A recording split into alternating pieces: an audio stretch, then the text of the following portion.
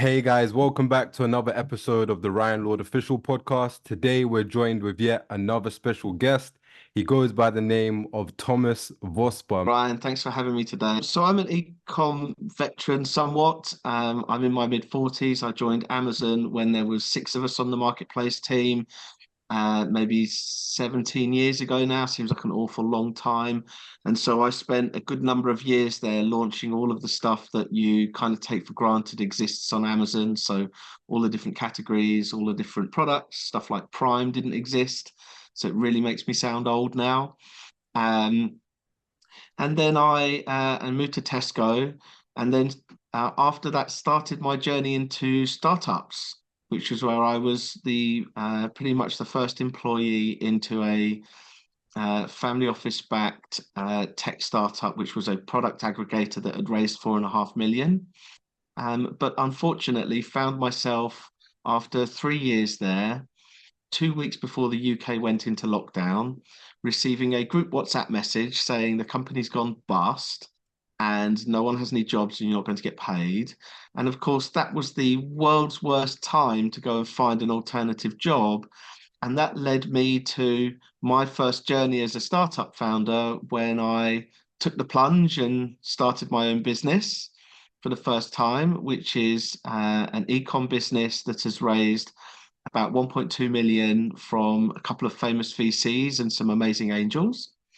And I've also recently written my first book based around a love affair of running historic pub crawls for 16 years with friends and family.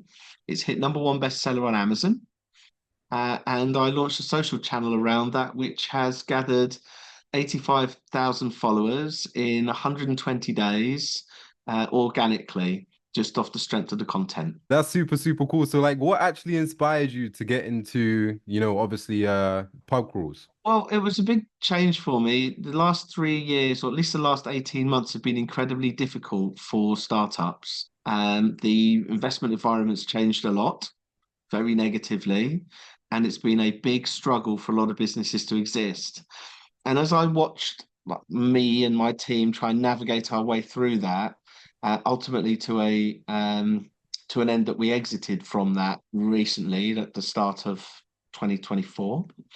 It's a few weeks ago. I found myself kind of staring at my laptop looking for a miracle and not getting a miracle. And hope isn't a strategy.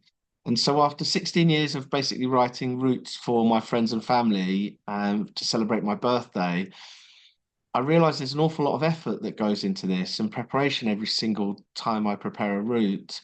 And so I wondered what would happen if I could find the other routes that I'd produced over the years. And so this is a really good example of why an overnight success really is built off a foundation of years and years of hard work. I managed to find 12 routes. Of course, they needed a bit of tidying up and then a few additions to that to turn it into something that would be serviceable as a proper book. And then I released them as a book, and I've sold thousands of copies. Wow, wow, wow, wow. So like what would you say to, the people that are looking to start their own book? Like what did that kind of look like, like writing your own book? Because I know that that's not the easiest of tasks. So can you talk us, I guess, from start to middle to finish? Yeah, look, as a guy that's got tattoos, I'm very used to people saying, "Oh, I've always wanted a tattoo," and you can get one, right? I mean, every high street's got a tattoo parlor on, and you can go and pick something off the wall, and you can go and put it on a place in your body that no one's ever going to see it, and then you never have to ask that question of, "Oh, when did you get tattoos? I've always wanted one. I've never got one," right? Like Yeah. it's like you can, and I found that since publishing a book, I've now published three. Again, it's a very similar mindset of, oh, I've always wanted to write a book. Okay, go and write one. I mean, it's a lot of hard work.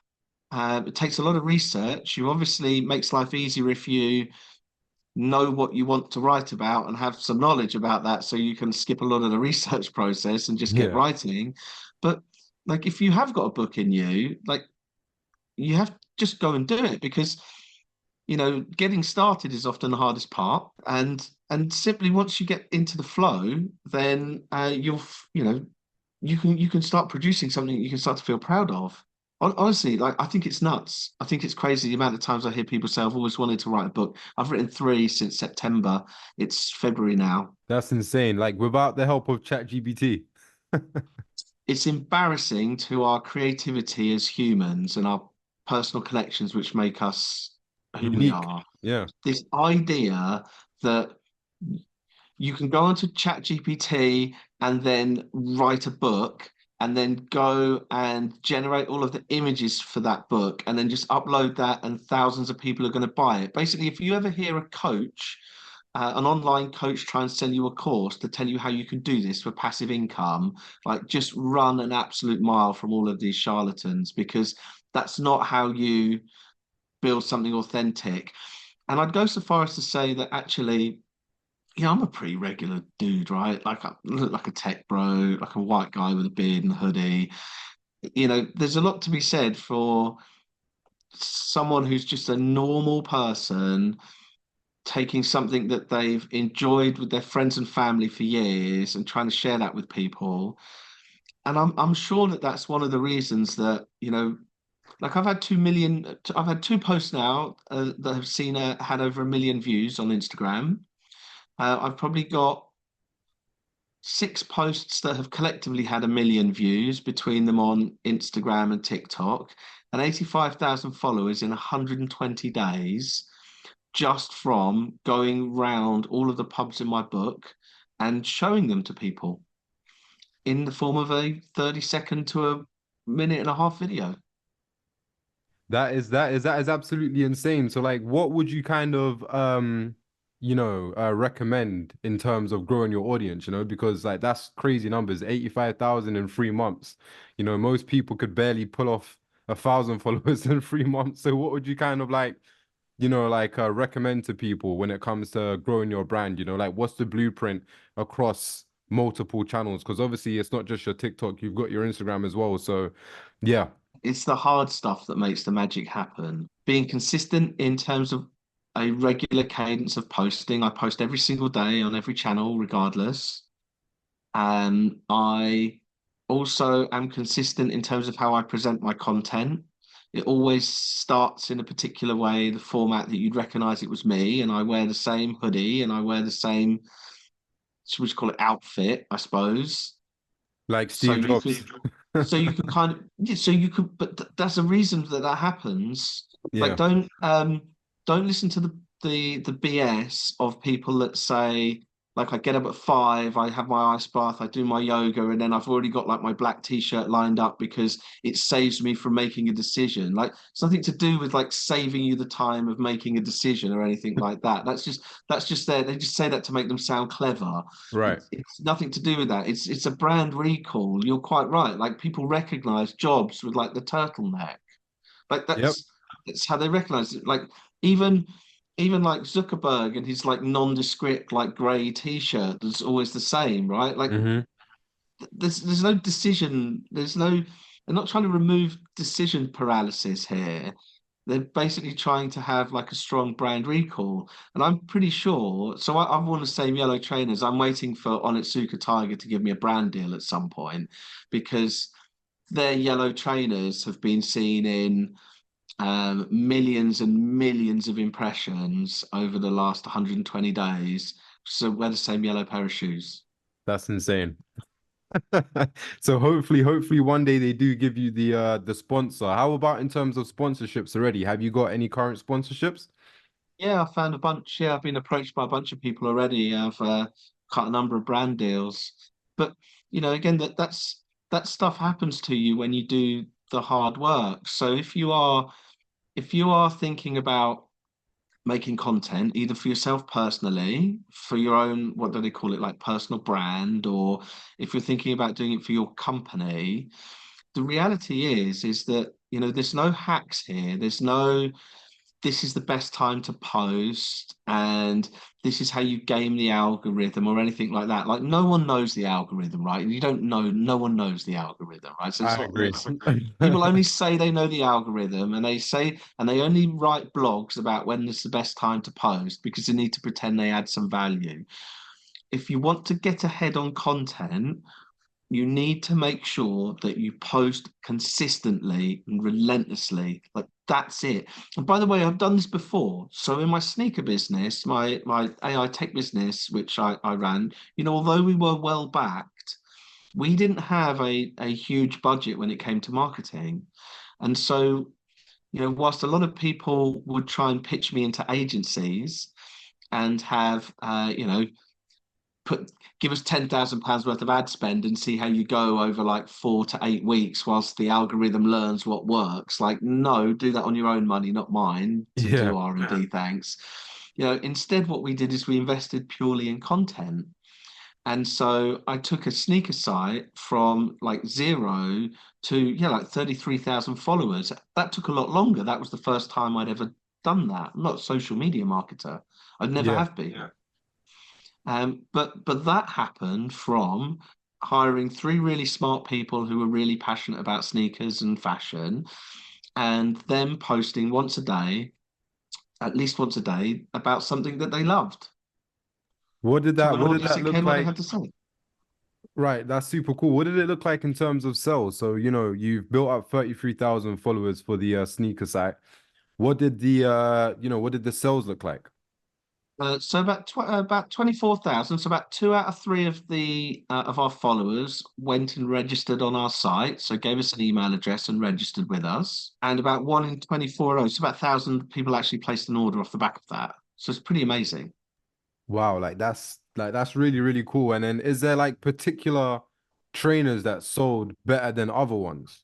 Oh, it was too small a base off that, to be honest, to All kind of right. make that assessment. It's a really early stage. We were basically a pre-revenue startup, so numbers were really, it depends. It's always when you're an entrepreneur and when you're running a business, whether that's like your business, whether that's your socials, it's really hard to like hold two concurrent thoughts at the same time.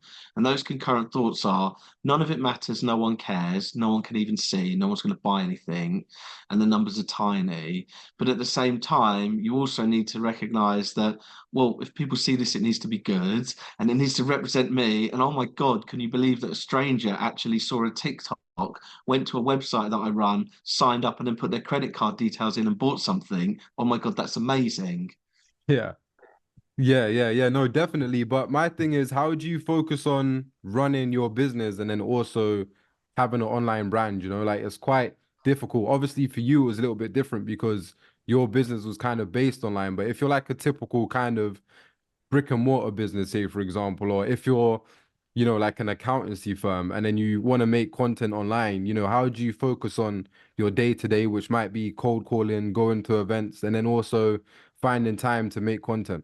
It's a really good observation, right? Because fundamentally, the the reason that I've managed, or I think one of the reasons that I've managed to take historic pub crawls to such rapid growth so quickly is because it's basically my full-time job at the moment.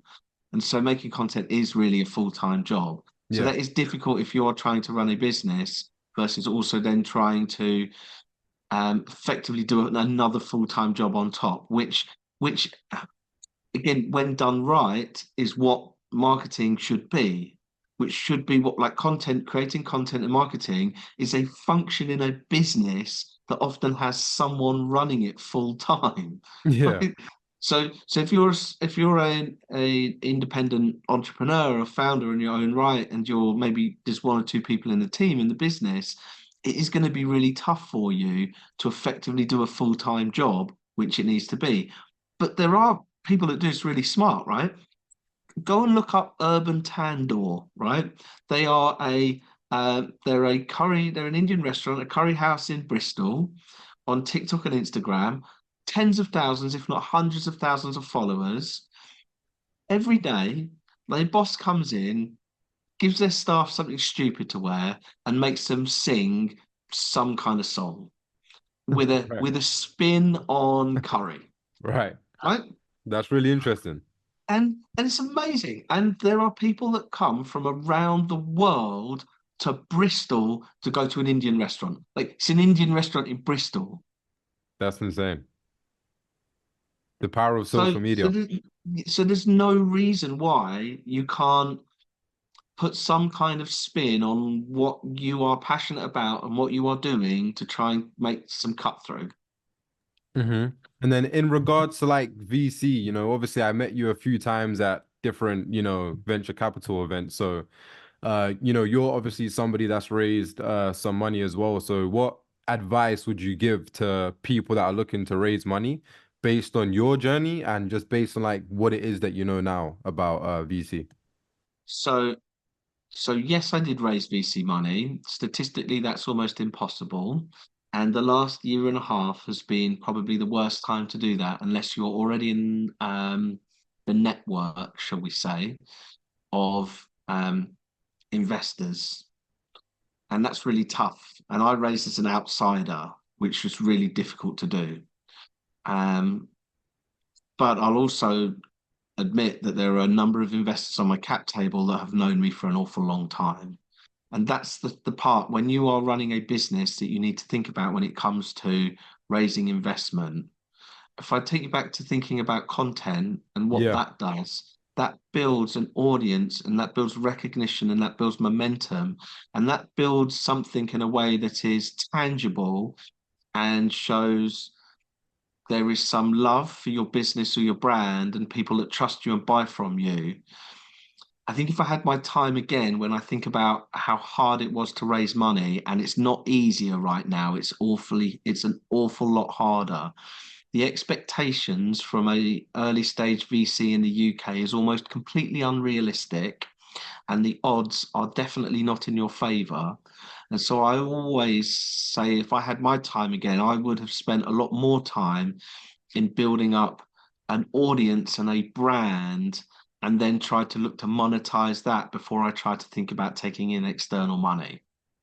Right. So is an audience and like a brand super important when it comes to VC? And is that audience and brand like a personal audience and brand, or is it more about, like a company, audience and brand, or is it kind of like a bit of both? Let's just get my disdain for VC, particularly in the UK, out of the way right now. I don't think any of it matters that you do 9 times out of 10, probably 99 times out of 100 if you're a founder.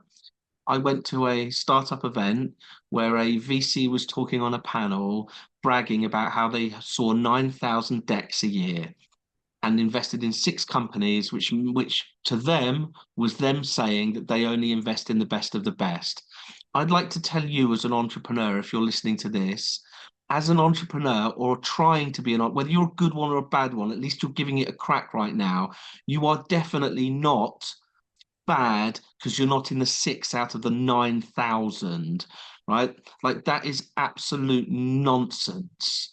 And so if that's the race that you're running and you're in a race with 9,000 other competitors, even if you're amazing, someone else can trip you up, right? That's just the way that it works. Statistically, they're ridiculous. And so again, one of the things that I learned a very hard lesson from as a startup founder when I'm talking to external investors, and by the way, this isn't just an investor thing. This is next time you try and buy a service or work with a partner or something like that, right? They will give you a bunch of reasons why they can't work with you or when they can work with you when this happens. And you have to get very good at working out what's a reason and what's an excuse. Because if you're listening to this right now thinking, well, actually, if I do invest in content and I do build up my audience and I build up my brand, is that going to secure me investment? Well, just remember, you're in a race with 9,000 people and only 6,000 people get the money. So, yeah, maybe it's going to help, but please don't pivot your whole business to focus on that thinking it's going to work. The same way that if you hit X number of customers or X number of downloads or a particular revenue target. Like most of the time, what you're hearing from people is an excuse rather than a reason.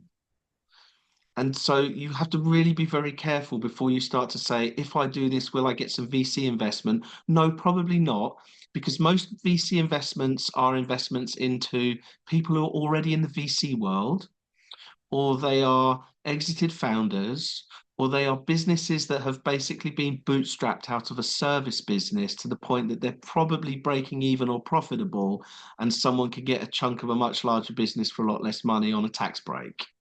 Right.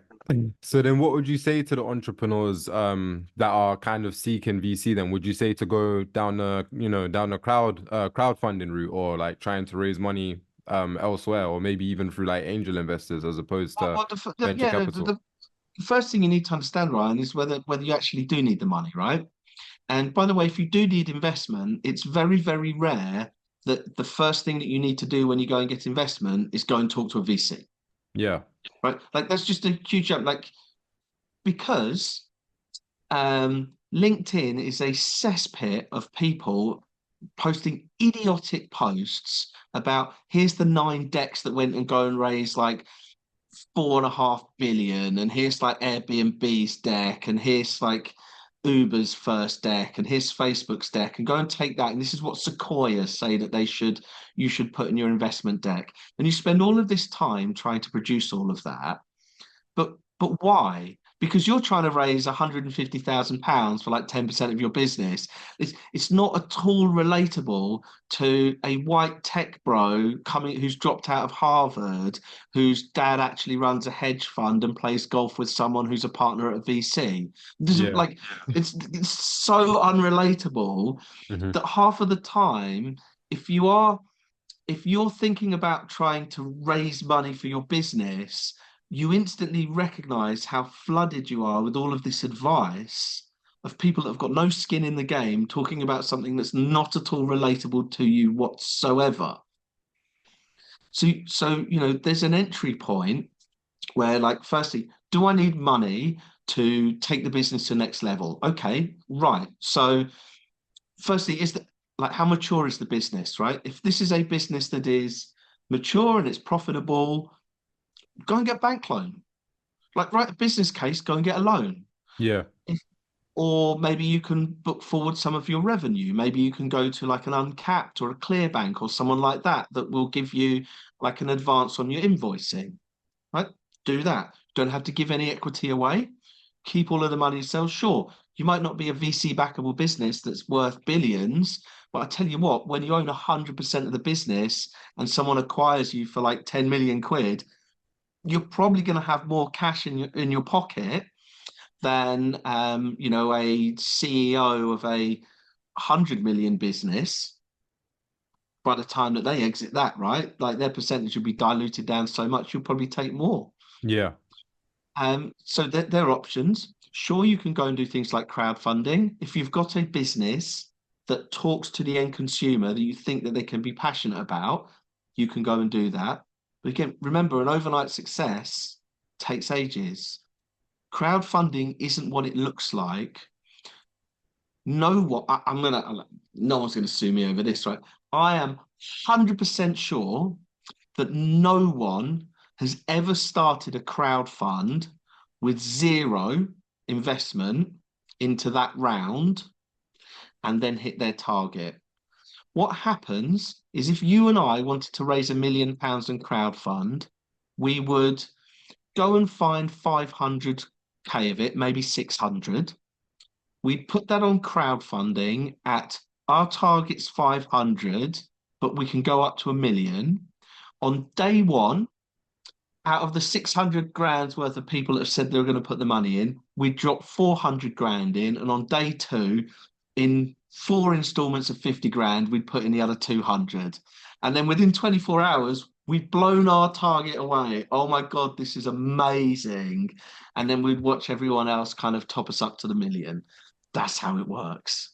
Yeah, Right? so it's not people just going around and promoting the link and hoping people donate, and then people see that people have donated and then more people Not donate. donation. It's an investment into a business. And that's a serious financial decision for a lot of people. Sure, like I'm sure there are people that put in like 50 quid or whatever into crowdfunding, but from what I have heard, unofficially, is that crowdfunding normally makes up 30% of a round. Right. So on that million, there's only it's like there's 300 grand of it's coming from, let's just call them regular people who go, that's fine, I'll put in a couple of £100 because I get a hoodie or I get 10% off, right? Yeah. Or whatever, And right? to me, that's why, I called it a donation because I think that like the barrier, like the barrier to entry is quite low.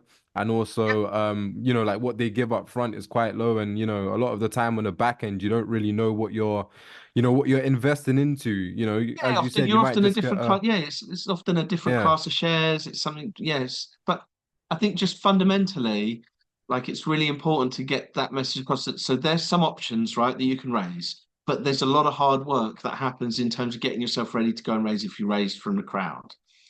If you want to raise some angels, there are lots of networks out there. There are lots of events. There's lots of things like pitching events. I think we've met at a pitching event. I've seen a lot of them. I've pitched a lot myself. I genuinely have never heard of anyone actually walk off a stage and go and get an investment. Like probably out of a room of 100 people, whenever you go to a startup founder and an investor networking event, out of 100 people, maybe there's 5 investors. right, You know, it's a bit like a really badly planned ladies' night. right. There's a lot of dudes standing around the edge of the dance floor. I like how you frame that one. I mean, it is quite a crude example, but like fundamentally, that's the reason. So networking, when you go again, I understand the game and the rules of engagement. You don't have to like them. You just have to understand the rules of engagement. There is not someone walking around with a massive checkbook, desperately looking to try and deploy money into one of the 10 businesses that's pitching an event, but they are good practice if you take it through the fact that you can go, like I went to an event recently where they were doing 1 minute pitches. Like, what are you supposed to tell anyone about your business in a minute? Like, no one's going to invest. But as a founder, it's a really good experience to stand up in front of a group of strangers and practice that succinct way of explaining what your value proposition is, what your business is, and your vision and your progress in a minute, because that's useful. That's a Yeah, really useful skill to have. Like, definitely don't do it and think you're going to walk off and someone's going to invest in you. There's no investors in the room. yeah. But what there are a lot of other founders that perhaps can say to you, hey, actually, I got some investment off these guys. And if you want, I'll give you an intro. That would probably work a lot better, right? Yeah. And if you look at it like that and then building a support network around you, and all of those things need to happen before you suddenly go, oh, I'm going to go and get a VC investment. Because again, we've established VC investment. It is going, if you don't have the direct line for someone in a VC because they know who you are, because they've been following you, or you used to work for them or whatever. The idea that you're going to fill in a form on a website and then get some investment when someone sees 9,000x in a year, like it's crazy. Yeah. So then what would you say has been like the hardest challenges, for you, like on your entrepreneurial journey? What's been the hardest challenges? And then like how have you kind of overcome them? I think the hardest thing that anyone will do when they're running a business is the mental strain that will take on them as an individual, and also how that then filters through to all of their family and friends and the rest of their life. Like, let's not beat around the bush here. Like, it's really miserable at times.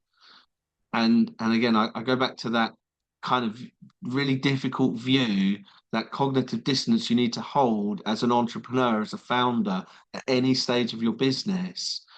You need to say, like, at the same time, hold the fact that what you've done is amazing and you're the person doing it, by the way, not everyone else. Like, you're the one actually doing it, and that's amazing and that's inspiring. But at the same time, progress probably isn't enough, and Yeah. you're being judged, you're not told you're not good enough. And you've got to hold those two things in at the same time all the time. And when I look back at the AI business that I run, it was incredible. It was incredible business. I don't know why people didn't get it.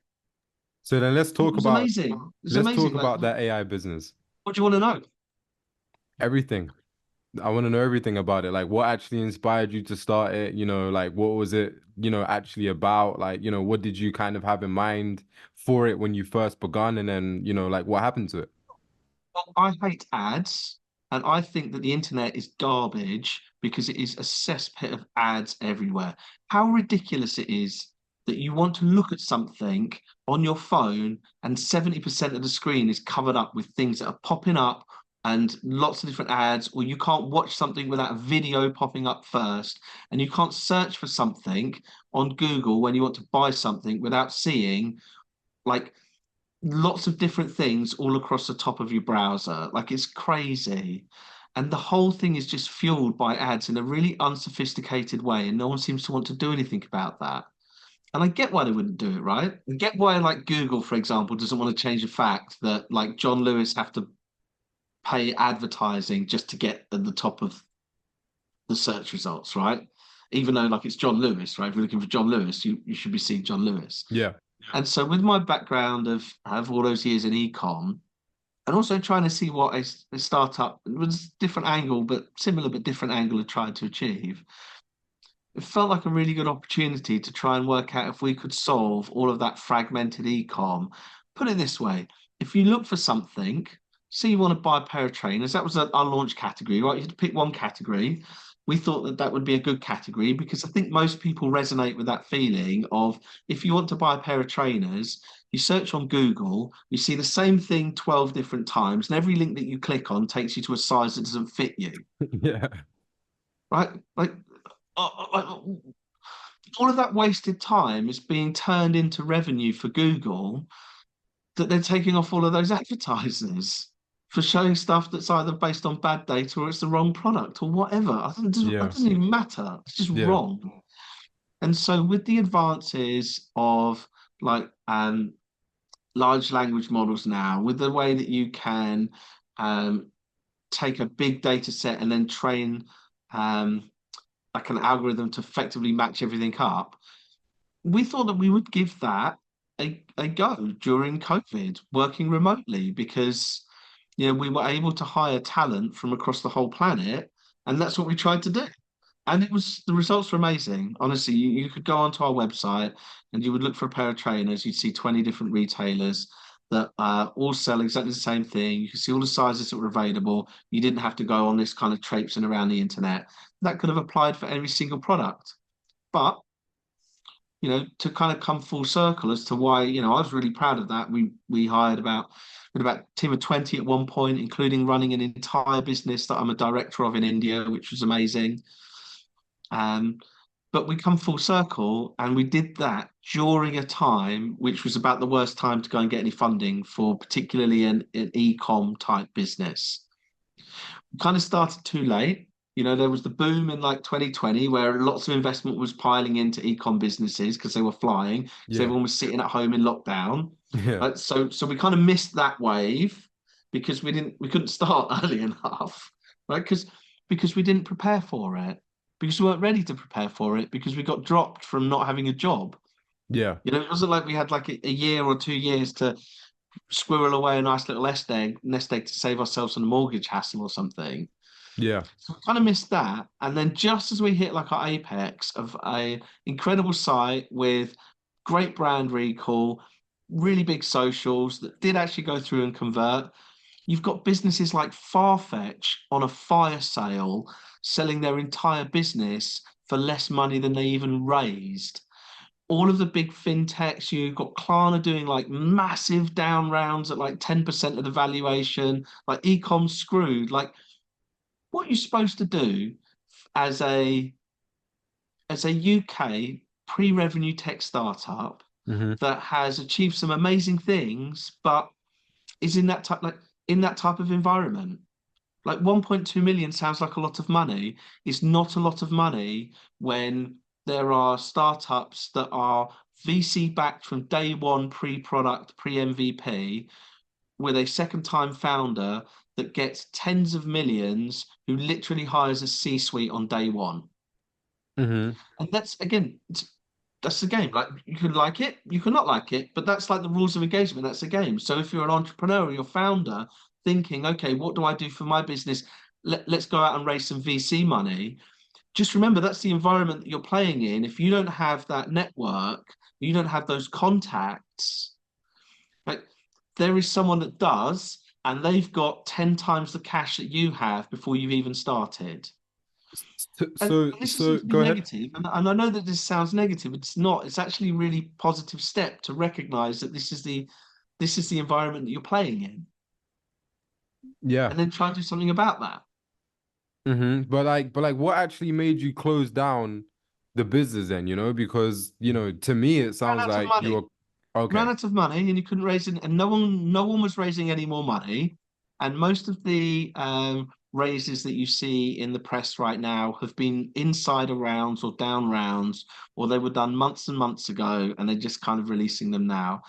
I know stories. I genuinely know stories of like VCs who have like put themselves on the board and then put that on LinkedIn saying like we've closed this investment, it's amazing, put ourselves on the board, there's still a little bit of room to overfund the round. And I know they've never written the check.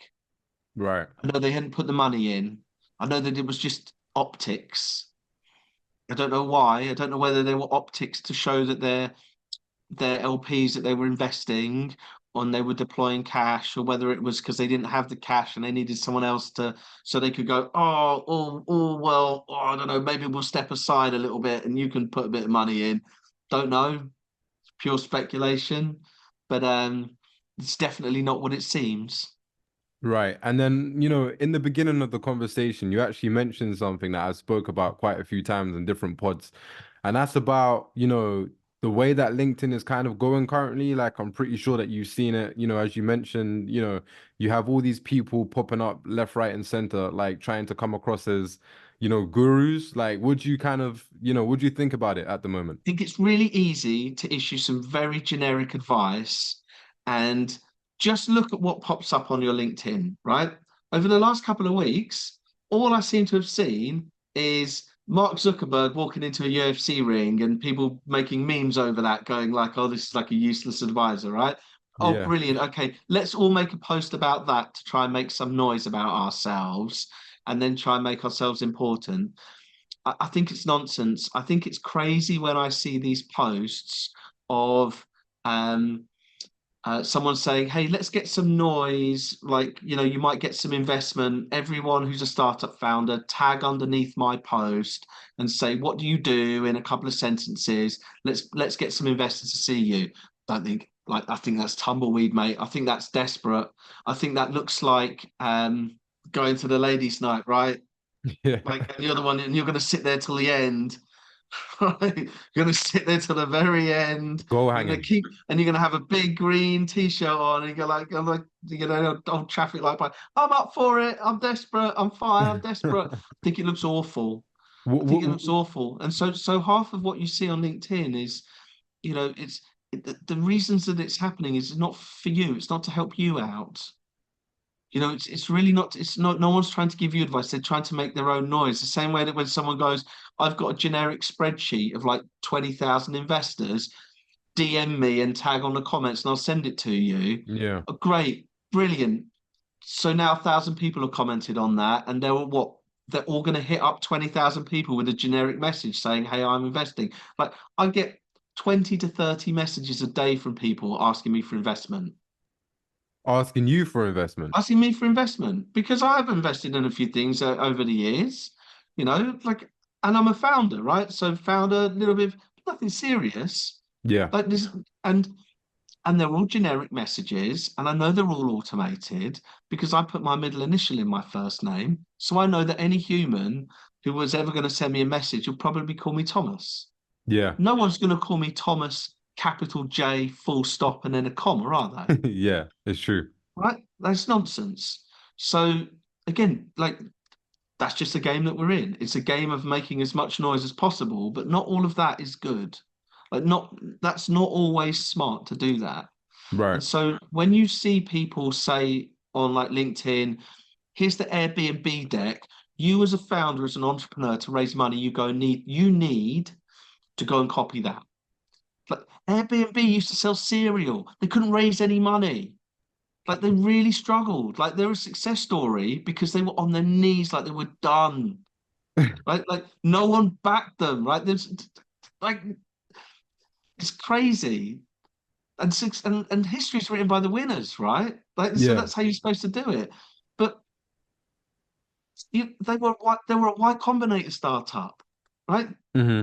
They're not the same as us, who started from being made redundant with no, like, I didn't know how to make legals, shareholders articles, association shareholders agreements. I didn't know all of the terms. I had to learn all of that. Like, they literally went through the most famous accelerator on the planet.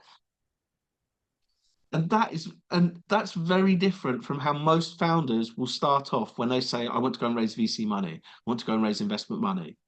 Like, Hmm. they don't have that. They don't have that backing. They don't know that. It's the same way as everyone says, "Oh well, like Jeff Bezos built his whole business in a garage." Yeah, great, good for you if you have a garage for a start, Yeah. right? A lot of people don't even have a shed, don't even have a garden to put a shed in, let alone a garage, right? Yeah. Jeff Bezos was a hedge fund manager who had a ridiculously big salary and had parents that gave him £250,000 to start his business. And so he drove all the way across from New York to Washington State. And he did that because Washington had some of the best, most favorable corporate tax laws. I think there's still a theme with Amazon for that, right? And he drove. That's why he started there. Like, this is a this is a this is a rich person, a millionaire, starting a business in a tax haven as a way to say that that's a success story. That's how success happens. Like, it's not. It's bonkers. Yeah, so like with his example, he doesn't kind of talk about, the full ins and outs, right? As you said, he kind of, acts like he's this guy that made his business all from his garage, right? But I guess that's kind of like most people. So how would you say that somebody kind of, like how would you know whether or not somebody's story is authentic then? Because so many people just feed you the information that they want to feed you, right? So I feel like it's difficult to really know what to believe in, especially nowadays with, social media. Everyone wants to give you a certain snippet of their life and make it seem like that's where they begun to make themselves look bigger than what they really are. I think you just have to learn to have a healthy skepticism for things. You have to be able to challenge and ask a few questions. Most stuff kind of crumbles when you ask a few questions. And remember that history is written by the winners. Yeah. And so, this advice that, like, jack in your whole job, go and follow your dreams, follow your passions. Like, no, it doesn't. It's not how it works. Like, most kids grow up, they're like, I want to be an astronaut, right? Like, Yeah. you're not. Like, you're just not, right? You have to Hmm. have like three PhDs and be superhuman, right? Like, and probably spend 20 years of your life in the military, like Yeah. flying fighter jets. Like, it's just, it's not going to happen. Yeah. And so it's really easy to, like, see these stories of, like, this is what worked, and I jacked everything in and I set up a business in the garage, and now, like, I'm a multimillionaire and brilliant. Okay, great. But, like, there were like 99 other people that didn't, and of, the 99 that didn't make a success of it, a lot of their marriages broke down, or they lost their house, or they did something stupid, like, I don't know, put a personal guarantee or something as collateral, or put their house up against the business, and then they lost everything. And so you just have to have a natural skepticism. Again, I don't want this to sound negative, because it's not. It's a positive step to learn the rules of engagement. If you know that they're the odds that's against you, then you start to go, okay, well, what are the decisions I need to take to actually build a business? Like, do I need to go all in? And if I do I have an opportunity to make that financially viable for me to do that? Yes or no? Do I have someone that can help me or back me, or a partnership or some kind of way to be able to subsidize income or whatever so I can build something?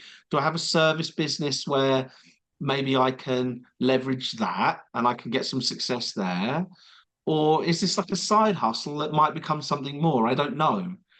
But you just have to understand what it is, rather than what you see portrayed on LinkedIn, which is, go start a business because a handful of people on the planet have made loads and loads of money, but you don't know how they've really made it.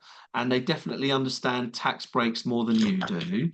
And And sure, just go all in on it. It'll be fine. And then you can go to VCs and you can go and ask them for money, because VCs put loads of money into businesses that you never even heard of, that are now worth 10% what they were after they put them through a SPAC on the market and screwed all of our pensions. Sure, go and do that.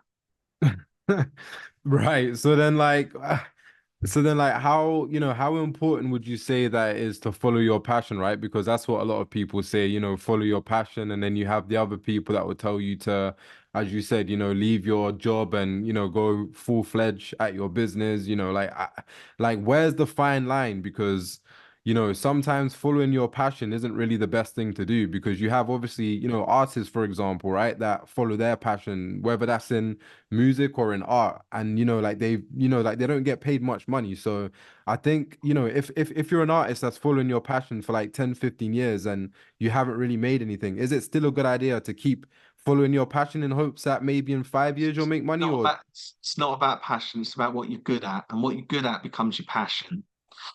And so again, like if we kind of come full circle, for the last 16 years, I've been writing pub crawls for my friends and family. They've always enjoyed it. I've always enjoyed it. I don't remember most of them, but they're great fun. And so that's a passion I didn't know that was a passion. It just right. was a thing that I did. Hmm. And it turns out that sharing that with people, they also really like it. Right. And so, that's like an accidental way of finding something that you like, that you're good at, that suddenly starts to matter. I don't know whether this will be a thing, by the way. I lose sight of the fact that I've been running a social account for this 4 months. Like that's nothing. That's Yeah. 4 months. It's nothing. It's 120 days. Hmm. I, that's crazy. That's a crazy amount of time. Like, but I'm happy to lean into it because I'm enjoying it. Yeah.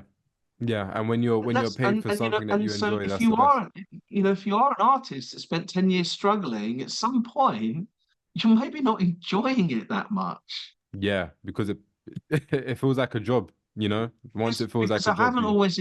I haven't always enjoyed jobs.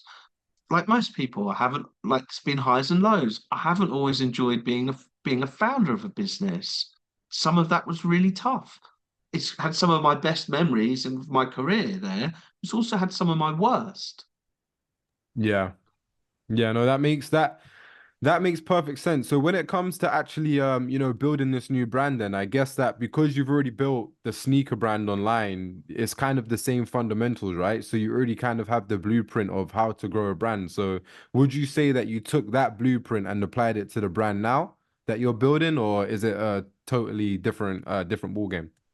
I think I do a better job of the fundamentals right now than I did before, but I think I did a pretty good job then as well. And that's And that is, again, go back to, if you're building a brand and you're building a content and you're trying to get yourself seen, the most important thing to do is be authentic, be consistent. Don't lie. No one likes a liar. And don't lie because it's easy, because you don't need to remember anything. Right? Yeah. That's all you have to do. That's all you have to do.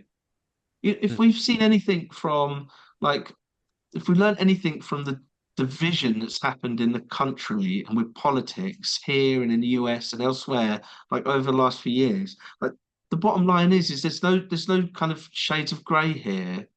Like, there's no, like, doing vanilla. There's no, like, brand safe. Like, just be who you are. Like everyone else is taken. Just be yourself. There's going to be a whole bunch of people that don't like you. There's going to be a bunch of people that really like you. And that's what you want to speak to, your fans, like your Yeah. people that really like you. That's what matters. Surround yourself with people that are excited to speak with you, excited to, like, you want to ask me about investment, excited about investing in your company. Jesus, like, if you speak to someone and they're like, oh, fine, I'll have a look at the deck, tell them it doesn't matter. Tell them go, it doesn't matter. Yeah. If you speak to, if you're trying to hire a marketing agency because you need some support there, and like, I did it, by the way. I spoke to a PR company, Yeah. and they looked really credible, looked amazing. And the first thing they said to me was, like, this is with a guy with the social profile that I now have in the time that I have it organically. It's crazy. And they said, Oh, yeah. Well, my fees are quite high, and it does take quite a long time to maybe get some traction. And of course, I can't guarantee results. Um, and plus, there's lots of entrepreneurs out there. For example, Ben Francis, who runs Gymshark's, self-made billionaire. So, I don't see how you're going to get like any more coverage than he's going to get. That makes perfect sense. I mean, like he had a very interesting Yeah, but story that's and stupid. But that's stupid. That's the most moronic thing that I've heard someone say to me about why they can't work with me, though, right? yeah, yeah. Yeah. Like, like there's a 20-year-old billionaire out there. No one's going to want to talk to you. Okay, thank you very much. Like, Yeah. that's like saying, Ryan, I'm not coming on your podcast because Stephen Bartlett's got a podcast. Yeah, that's insane. Like, how are you ever? What's the point of you running a podcast? Because everyone's going to want to go on Stephen Bartlett's podcast. Yeah, that's silly. Silly, right? And that's the message to entrepreneurs and founders, either when they're running a business now or they're thinking about running a business. You've got to be consistent, you've got to be authentic. You just got to start doing it. Like whether you go all in because you've made some smart decisions that mean that you can give it a crack for X amount of time and you timestamp that, you time bound it and you go for that, right? Or it's like a side hustle and you kind of, but either way, starting is the hardest part. Hmm. That's amazing. That's amazing. And I guess, like we're getting ready to wrap it up. So you've already kind of left the audience, with a lot of value and a few words of wisdom at the end. So I guess like talking about Stephen Bartlett, right? What we do here is we ask a question that you can then pass on to the next guest. So before I ask you the question to pass on to the next guest, the question that I have for you from our previous guest is if you could go back in time and do something different in your business journey, what would it be? And how would it change things? I would have spent a lot less time pitching anything. The moment that you pitch something, it's sales pipeline. And the reason salespeople have to work really hard is because 9 out of 10 of the times that they're in a sales conversation, there's no deal at the end of it. Yeah. That's why you have a sales pipeline. That's why you don't have one prospect that you're working with all the time, because you know that you're going to get lots of no's. And so the hardest part for me is time managing, running a business, inspiring and developing a team, building a product, making revenue, and at the same time knowing that you're out there trying to look for investment when 9 out of 10 people are going to say no. By the way, in an investment landscape, it's not 9 out of 10, it's 999 out of 1,000 that'll say no. Yeah. And so I think, it was really tough because we never started the business with a run up, Mhm. a way to save money and save capital and start doing something. Like we never had that.